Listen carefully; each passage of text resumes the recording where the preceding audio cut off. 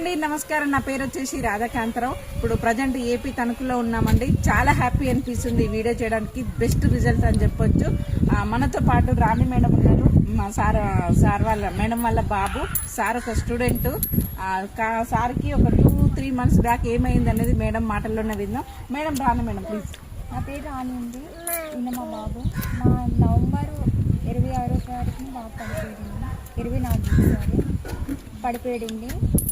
2 నెలలు హాస్పిటల్లోనే ఉన్నానండి. ప్రోడక్ట్ 3 నెలలు అంటే 2 నెలలు కంప్లీట్ చేసి 3వ నెల వాడుతున్నానండి. అప్పుడు నాకు అనిత మేము విస్టేజ్ అని పరిచయం చేశారండి.